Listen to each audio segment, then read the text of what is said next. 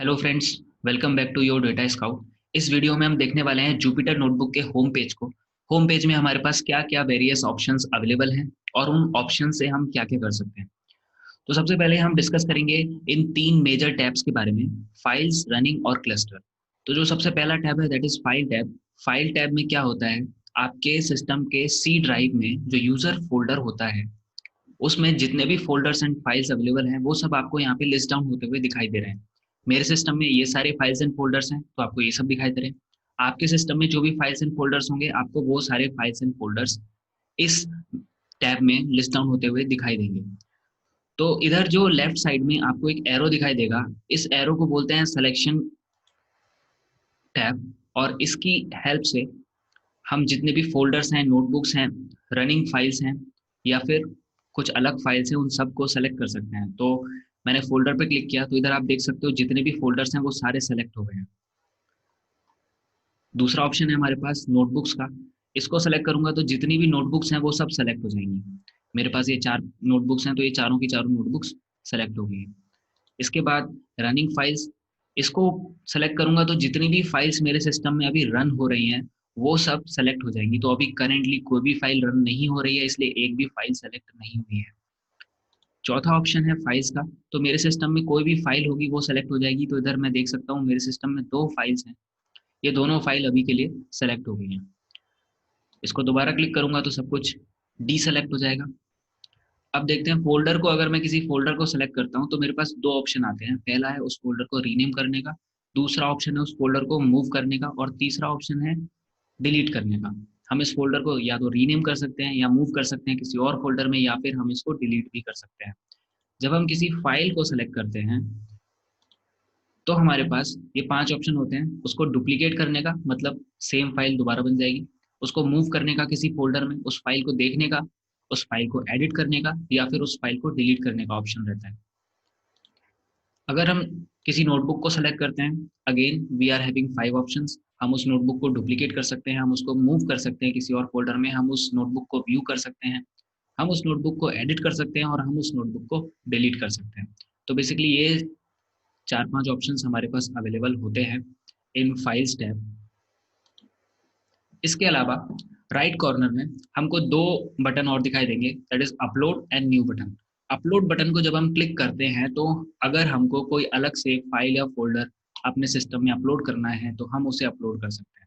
For example मान लीजिए मैं ये कोई भी एक फाइल अपलोड करता हूँ, तो मुझे उस फाइल को सेलेक्ट करना है, ओपन करना है, तो मेरे सिस्टम में वो फाइल दिखने लग जाएगी और इधर अपलोड बटन को क्लिक करते ही वो अपलोड हो जाएगी। इसके अलावा जो न्यू बटन है, न्यू बटन में हमारे पास ये 4 ऑप्शंस हैं। पहला है पाइथन 3 नोटबुक। अगर हमको पाइथन 3 की नोटबुक क्रिएट करनी है तो हम इस ऑप्शन को क्लिक करेंगे।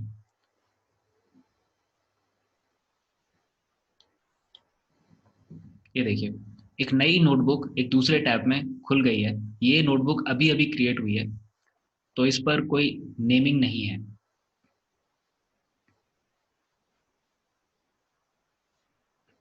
पाइथन 3 की नोटबुक के बारे में हम नेक्स्ट वीडियो में और अच्छे से डिस्कस करेंगे कि यहाँ हमारे पास क्या क्या ऑप्शंस अवेलेबल हैं, हम कैसे खुद को और अच्छे से स्टार्ट कर सकते हैं और कैसे इन सभी ऑप्शंस का यूज़ करके हम अपनी जुपिटर नोटबुक को यूज़ कर सकते हैं। ये सब हम नेक्स्ट वीडियो में देखने वाले हैं। अभी के लिए हम होम पेज को डिस्कस करेंगे।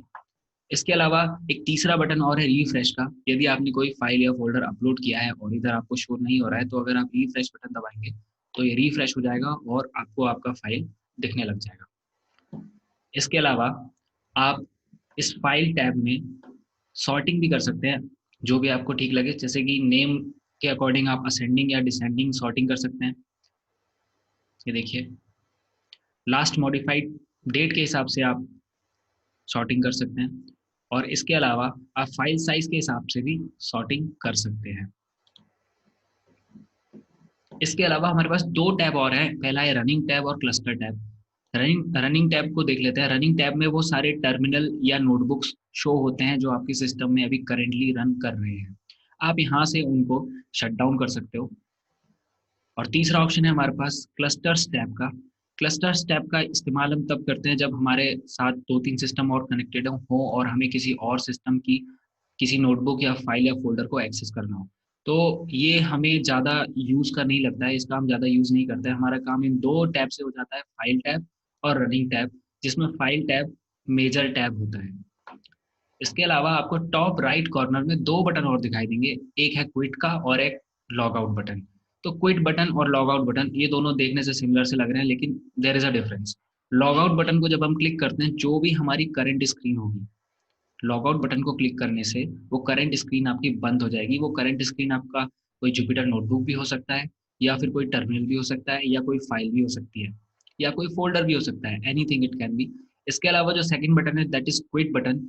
ये क्विट बटन आपको होम स्क्रीन में ही दिखेगा, होम पेज पर ही दिखेगा, और इस बटन को क्लिक क्लिक करने से आपकी जितनी भी रनिंग टैब्स हैं, आपकी जितनी भी रनिंग नोटबुक्स हैं, या रनिंग फाइल्स हैं, या रनिंग फ़ोल्डर्स हैं, वो सब बंद हो जाएँगे और आपका जुपिटर का इंटरफ़ेस, पूरा का पूरा इंटरफ़ेस बंद हो जाएगा। इस बटन को क्लिक करने के बाद अगर आपको फिर से अपना जुपिटर लॉन्च करना है, तो आपको एनाकोंडा नेविगेटर में जाके दोबारा से लॉन्च करना पड़ेगा, उसके बाद ही आप इसको एक्सेस कर सकते हैं। लेकिन लॉग आउट बटन पर क्लिक करने के बाद अगर आपको कोई फ़ाइल दोबारा से खोलना है, तो आप ये होम स्क्रीन से डायरेक्टली उसको ओपन कर सकते हैं। सो फ्रेंड्स, इस वीडियो के बाद आपका सबसे पहला टास्क होने वाला है कि आप अपने जुपिटर इंटरफ़ेस को खोलिए। उसमें नई फाइल्स क्रिएट कीजिए, उन फाइल्स को डुप्लिकेट कीजिए, उनको मूव कीजिए, उनको डिलीट कीजिए, उनको रीनेम कीजिए, और इन सभी ऑप्शंस को खुद से ट्राई कीजिए। एंड तब तक के लिए see you in the next video and